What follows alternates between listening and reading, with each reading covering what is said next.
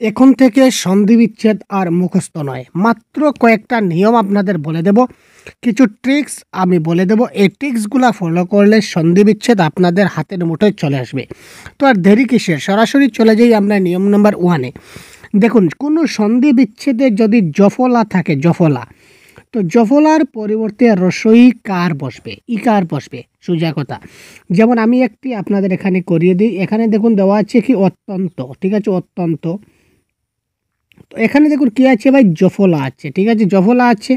তো এই জফলার পরিবর্তে আমি কি করলাম, এখানে এই জফলার পরিবর্তে আমি এখানে কি দিলাম, রস্বই কার দিলাম। তারপর এখানে দেখুন, এখানে কোনো মানে আকার ইকার রসইকার কোনো কিছু নাই। তো যদি কোনো আকার ইকার রসইকার যদি কোনো কিছু না থাকে, তাহলে মনে রাখবেন যে একটা ও আছে। কোনো কিছু না থাকলে ও, তার পিছনের যা আছে তা আপনি বসিয়ে দিন। অতি প্লাস অন্ত ইকুয়াল টু অত্যন্ত হয়ে গেল। ক্লিয়ার? এরপর দেখুন প্রত্যেক। তো প্রত্যেক মানে কি হলো ভাই, প্রত্যেক। যদি প্রত্যেক বলি, তাহলে আমরা প্রত্যেক যদি লিখি, তাহলে আমরা এইভাবে প্রত্যেক লিখতে পারি। আমরা লিখলাম প্রত্যেক। তো এখানে দেখুন এই দেখুন, এখানে এই যে জফলা আছে, জফলার পরিবর্তে আমরা রস্বইকার দিলাম। আর এখানে এই যে একার, এখানে এটা একার দেখতে পাচ্ছেন, একারের জন্য এ থাকলো, আর এখানে ক, প্রতি প্লাস এক, প্রত্যেক হয়ে গেল। তো জফলা থাকলে কি হবে, রস্বইকার হবে।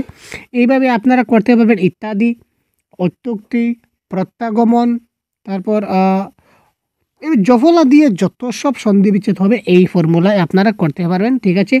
এটা মুখস্থ করার কোনো দরকার নেই, ঠিক আছে। পরবর্তী দেখি, বফলা থাকলে রসৌকার হবে, বফলা যদি বফলা থাকে।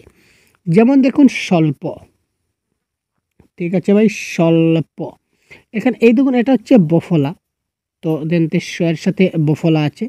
তো বফলা থাকলে কি রসৌকার হবে, এই দেখুন রসৌকার। তো রসৌকার আমরা দিয়ে দিলাম।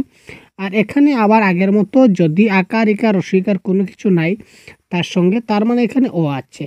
আর এই লয় পয় আমরা লাগিয়ে দিলাম অল্প, ঠিক আছে ভাই, হয়ে গেল। আবার যদি এখানে দেখুন ওই যে অন্বেষণ, সেম দেখুন অন্বেষণ। তো অন্বেষণ আমরা কি করব, অনু প্লাস এখানে এই যে একারটা রয়েছে, একারের জন্য এ, আর এই সনের সন আমরা বসিয়ে দিলাম, অনু প্লাস এসন, অন্বেষণ। সুতরাং বফলা থাকলে কি হবে, রস্যৌ কার হবে, বুঝা গেল। নেক্সট নিয়ম নাম্বার 3, নিয়ম নাম্বার 3 ওইটা দেখি। ইয়েস, ওয়াই থাকলে একার হবে। যেমন শয়ন, শয়ন, শয়ন, নয়ন, এইগুলো থাকলে একার হবে। যেমন সে প্লাস অন শয়ন, নে প্লাস অন নয়ন, ঠিক আছে। অয় আছে, নয়ন মানে অয়ন, চয়ন, বয়ন, গয়ন, এইগুলো থাকলে একার হবে, আর শেষে অন হয়ে যাবে, ঠিক আছে ভাই। যদি আয় থাকে, আগে আমরা দেখলাম যে অয় থাকলে কি হবে, একার হবে। যদি আয় থাকে তাহলে ঐকার হয়ে যাবে। যেমন গায়ক, যদি গায়ক থাকে, তো গায়ক মানে কি, গায়, গায় মানে কি আয়।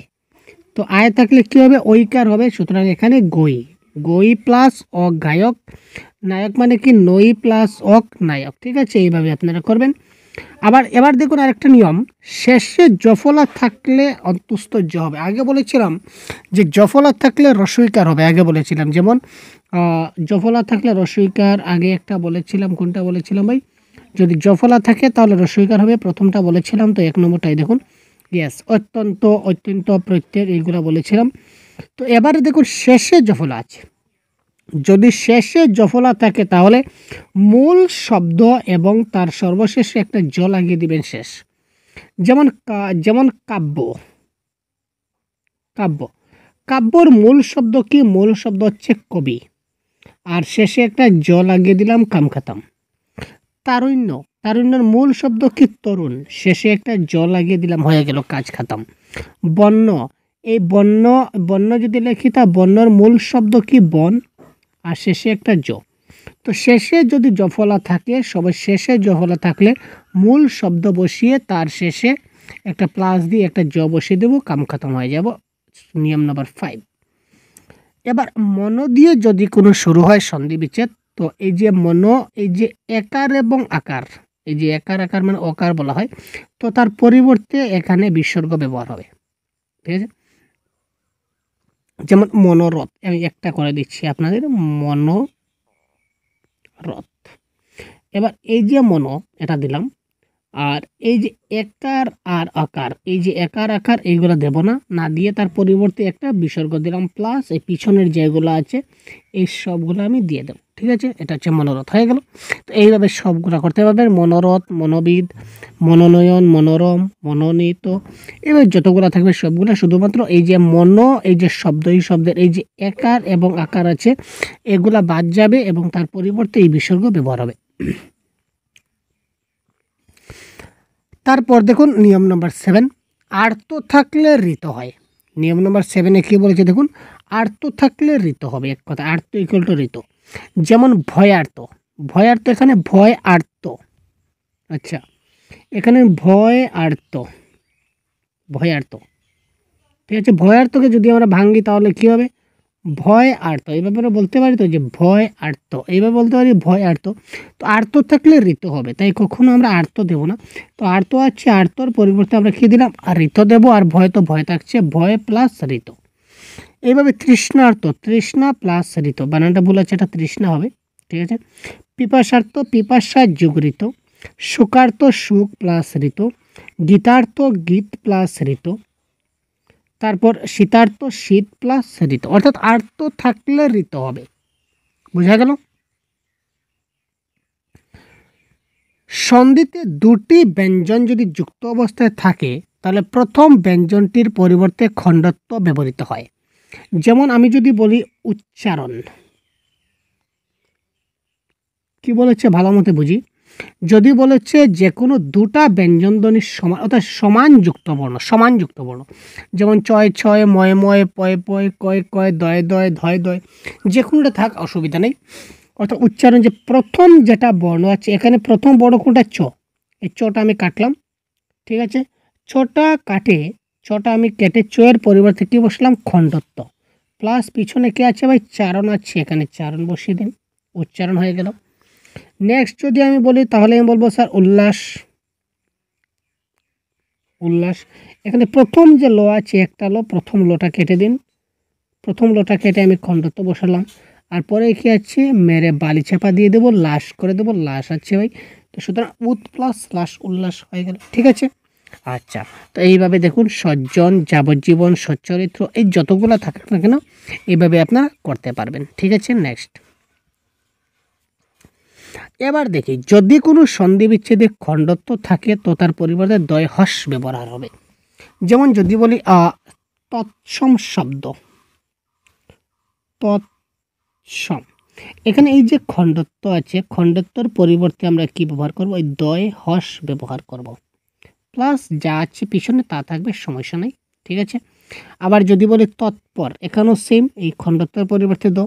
শরৎকাল, ঠিক আছে, শরৎকাল, এখানে এই শরৎকালের এখানে এই খণ্ডত্বের পরিবর্তে আমরা দ্বয় হ্রস্ব বসালাম, আর বাকি আমরা যা থাকলো সবগুলা থাকবে। ঠিক আছে ওই নেক্সট, যদি অকার থাকে, একারে এবং আকারে যে অকার আছে, অকার থাকলে রস্যও হবে। অকার থাকলে কি হয়, রস্যও হয়, আমরা জানি। তো এখানে দেখো সূর্যোদয়, এখানে কী হবে, সূর্যোদয়। তো আমি একটু লিখে দিচ্ছি আপনাদের, এখানে সূর্যোদয়টা লিখলে ভালো হবে। সূর্যোদয়, এখানে এই একার এবং আকারটা আমরা ছেড়ে দিলাম, এখানে ছাড়বো, ছেড়ে আমরা এখানে কি লিখছি, সূর্য প্লাস এই যে এই জিনিসটা যে একার এবং আকার ছাড়লাম, ছেড়ে আমি রস্যও দিলাম, আর এই দয় দিলাম, সূর্যোদয়। আরেকটা লিখি, ইয়েস, নরোত্তম, নরোত্তম, এখানে নর প্লাস এই যে একার এবং আকার এই দুইটা আমি কেটে দেব, লিখবো না, তার পরিবর্তে আমি রসও লিখবো পরবর্তী স্টেজে। তো নর উ, আর এই যে তয়ময় আছে এই তয়ময় দিয়ে দিলাম, নর প্লাস উত্তম। ঠিক আছে ভাই, ক্লিয়ার? তো এইভাবে দেবোত্তর, প্রশ্নোত্তর, নীলোৎপল এই সবগুলা করবে। এই কয়েকটা নিয়ম আপনারা মাথায় থাকলে হয়ে যাবে। চয় ছয় থাকলে চ বাদ যাবে। ঠিক আছে, আগেরটা ছিল যুক্তবর্ণ, যে কোনো যুক্তবর্ণ যদি থাকে, তো যে কোনো যুক্তবর্ণ যদি থাকে তখন যুক্তবর্ণ সেম সেম সেম, যেমন চয় ছয় বা ছয় ছয় বা পয় পয়, ঠিক আছে, বা দয় দয়, এগুলো থাকলে প্রথমটার পরিবর্তে খণ্ডত্ব ব্যবহার হবে। এটা গেল। এবার বলছে চয় ছয় যদি থাকে তাহলে চ বাদ যাবে, ভেরি সিম্পল। প্রচ্ছেদ, এখানে চটা বাদ দিলাম, চটা বাদ দিয়ে প্র প্লাস এখানে কি থাকলো ছেদ, পত কেটে দিলাম, একটা চত কেটে দিলাম তো ছেদ। তারপর যদি বলি আমি ভাই বিচ্ছেদ, বিচ্ছেদ চটা কেটে দিলাম, চটা কাটলে আমার কি থাকলো বি প্লাস ছেদ থাকলো বিচ্ছেদ। ঠিক আছে, ক্লিয়ার? এইভাবে সবগুলা করবেন। আচ্ছাদন, তারপর প্রতিচ্ছবি, বৃক্ষছায়া, প্রচ্ছেদ, বিচ্ছেদ, প্রচ্ছায়া। আমি জাস্ট একটা দুইটা করে আমি এখানে এক্সাম্পল নিচ্ছি আপনাদেরকে দেখাবার জন্য। এই ধরনের হাজারো এক্সাম্পল আপনারা সলভ করতে পারেন, ঠিক একই থাকবে। তারপর দেখুন যদি অনুস্বার থাকে, অনুস্বারের পরিবর্তে আমরা ময়হস ব্যবহার করব। ঠিক আছে, যেমন সংসার, একটা শব্দ আমরা লিখলাম, এখানে কি লিখলাম সংসার। এখানে দেখুন এখানে কি হচ্ছে অনুস্বার আছে, তো অনুস্বারের পরিবর্তে আমরা কি ব্যবহার করব ময়হস ব্যবহার করব, প্লাস সার, সংসার। ঠিক আছে, ঠিক আছে ভাই, সংসার। ঠিক আছে, এবার যদি বলি বারংবার, বারংবার সব কিছু ঠিক থাকবে, খালি এই অনুস্বারের পরিবর্তে এখানে এই ময়হস ব্যবহার করে দেব, বাকি সেম থাকবে বারংবার। বুঝা গেল? তো এই ধরনের অনুস্বারের পরিবর্তে ময়হস আপনারা ব্যবহার করবেন। এখানে প্রিয়ম্বদা, স্বয়ং সহা, সংযোগ, সংশ্লিষ্ট, সংবর্ধনা, বারংবার, সংরক্ষণ, সংকীর্ণ আর ইত্যাদি ইত্যাদি অনেকগুলো শব্দ থাকবে, আপনারা নিয়ে নেবেন। এবার দেখুন লাস্ট নিয়ম আজকের ক্লাসের, যেটা ঔকার থাকলে এখানে সন্দর্ঘ অ এবং ও দুটো বসতে পারে। যদি মুক্ত থাকে তাহলে ঔকার বসবে, আর যুক্ত থাকলে অকার বসবে, ও বসবে। এটার মানে কি, এখানে দেখুন বনৌষধ, এখানে দেখুন ঔকার আছে, এই যে একারে এবং আকারে ঔকার আছে, তার মানে এখানে মূল শব্দ তো বন, ঠিক আছে, এখানে ও হবে না ও হবে, এখানে ও হলো, কেন হলো, এই যে পরবর্তী ধ আছে, ধ শেষের ধটা দেখুন, ধটা হচ্ছে কি মুক্ত, মানে এই ধয়ের একদম পরবর্তী শেষের যে বর্ণ ধ, এই শেষের বর্ণের সঙ্গে একার, আকার, ঔকার, রসৌকার, দীর্ঘকার কোনো কিছু নাই, সে একদম বিন্দাস একলা অবস্থায় আছে, তার মানে সে মুক্ত আছে। তো যদি মুক্ত থাকে তাহলে ও বসে, এই কারণে ও বসলো। আবার এখানে দেখুন যদি বলি আমরা জলৌকা, জলৌকা, জলৌকা, এখানে জলৌকার মূল শব্দ কি জল, আর এখানে কা। ঠিক আছে, এখানে এই অ এবং ও দুটা থেকে একটা বসবে। আমরা বলেছিলাম যে স্যার যদি যুক্ত হয় তাহলে অ বসবে, এখানে তো যুক্ত আছে, এই যে শেষের ক, এর সঙ্গে আটা কিন্তু যুক্ত আছে, সুতরাং এখানে অ বসবে, তাই এখানে জলৌকা। ঠিক আছে, তো এইভাবে দেব ঔষধ, লোক ঔষধ, মন্ত্র ঔষধি, মহা ঔষধ, এইগুলো আপনারা করতে পারেন। ঠিক আছে, এই কয়েকটা নিয়ম আপনাদের দেখিয়ে দিলাম আমি আজকের ক্লাসে, আশা করি আপনারা বুঝতে পারছেন। তারপরেও যদি কোনো একটা নিয়মে যদি আপনাদের বুঝতে অসুবিধা হয় বা কোনো একটা নিয়ম যদি আপনারা বুঝতে পারেননি, তাহলে অবশ্যই কমেন্ট বক্সে জানাবেন, আমাদেরকে জানাবেন। ঠিক আছে, বা হোয়াটসঅ্যাপের মাধ্যমে জানিয়ে দেবেন, আমরা আরও ডিটেলস আপনাকে সম্পূর্ণটা বুঝিয়ে দেওয়ার চেষ্টা করব। ঠিক আছে, তো পরবর্তীতে অন্য একটা ক্লাসে খুব শীঘ্রই আপনাদের সঙ্গে আবার কথা হচ্ছে। ততক্ষণ ভালো থাকবেন, সুস্থ থাকবেন, সঙ্গে থাকবেন, আমাদের চ্যানেলটাকে সাবস্ক্রাইব করবেন। ধন্যবাদ।